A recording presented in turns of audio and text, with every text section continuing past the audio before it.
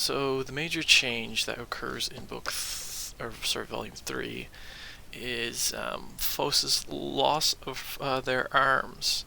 Um, this is almost an intentional loss. Fos is out in the ice floes and thinks like, if I just like put my arms in the ice and they get like crushed, then I'll have to get new arms, just like I got new legs, and the new legs made me better, faster, stronger. So if the same happens with arms, then my arms will get stronger. But then at the last moment, they kind of like say, no, I can't do that. That's horrible. And then of course slip and fall in, losing their arms. And they are not so much upset with this. They're like, oh well, I can just get new ones, like I got new legs. But there's no material left to get the new legs with, so Antarcticite, which this whole volume takes place during the winter when everyone's asleep except for Sensei, Fos, who decides to stay up to try and make up for their loss in battle with the Amethyst twins, and Antarcticite, who is a gem that is in liquid form year-round, except for in the winter they change by crystallizing into a mineral with a drop in temperature. So Antarcticite takes Fos to the shore where the gems are born. They sort of are born from this mountainside, and there's sort of a scattering of gems, and this is very rare that one of them actually becomes a sentient gem, or a lustrous, as you will. And they can't find any phospholite, phosphophylite, or anything that could sort of compensate for their lack of arms, except a whole bunch of gold and platinum, which is kind of useless. It's a metal, it's not a gem. But Antarcticite sticks some gold and platinum on for arms just to try it out, and it's way too heavy. Fos can't lift their arms. But then a big fight ensues, and Fos is sort of stuck with this gold and stuck in a cocoon of the gold, and then finally incorporates the gold and platinum fully throughout their body to sort of make up for the heaviness of the arms. So now their whole body is suffused with a liquid metal that they can sort of, their arms they can make into different shapes, and anytime their body cracks, the sort of liquid metal acts as sort of a glue to pull it back together, and jumps into battle and saves or tries to save Antarcticite,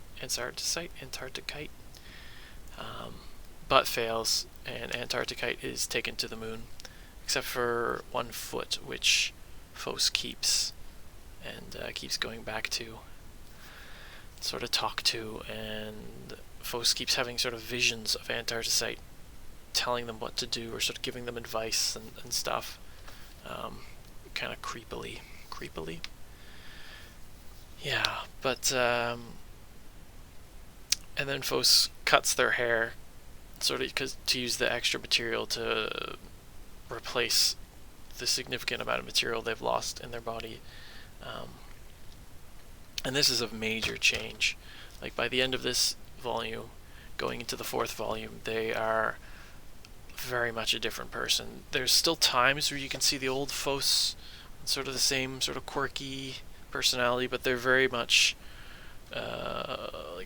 they're responsible, they're kind of stoic, they're muted emotionally. It's a very dramatic change because they lost so much. They lost a third of their memories with their legs alone, and then to lose their arms again is almost like almost another third. They don't say how much it is, and it doesn't matter, but it's a significant amount of their memories, and thus their identity or personality or themselves.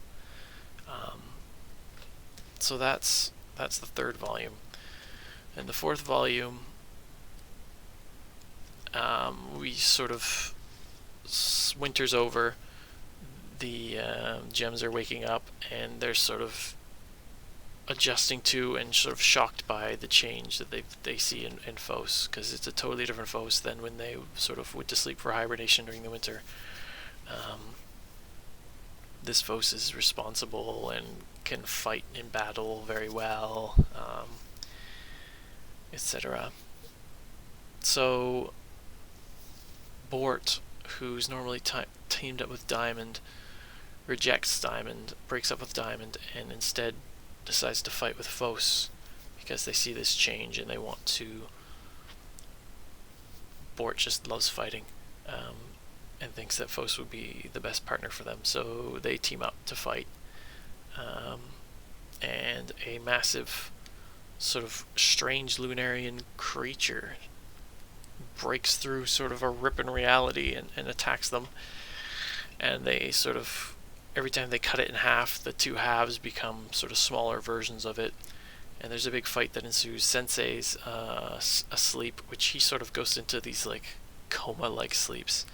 And they sort of cut it down until it's just a bunch of tiny, like fluffy little dogs that are harmless. So they go gather them all up, put them in a cage, and that causes it to reform into this monstrous beast again. And in this one, we're introduced to Alexandrite, I believe. Yeah, Alexandrite, who, like the actual gem in real life, Alexandrite changes color from blue to red, or blue-green to red, depending on the lighting, which way you look at it, sort of thing. So in this book, Alexandrite changes, not permanently. It's not a permanent change or even a temporary change. It's sort of an on-off switch, or a one or the other. So Alexandrite, whenever they see a Lunarian, this causes them to change into like a more aggressive, angry red form compared to their usual, whenever they don't, like when they haven't seen a Lunarian, their usual calm blue form. So yeah, we also see some of the. It seems at first that Fos has totally forgotten their mission to find a job for Cinnabar.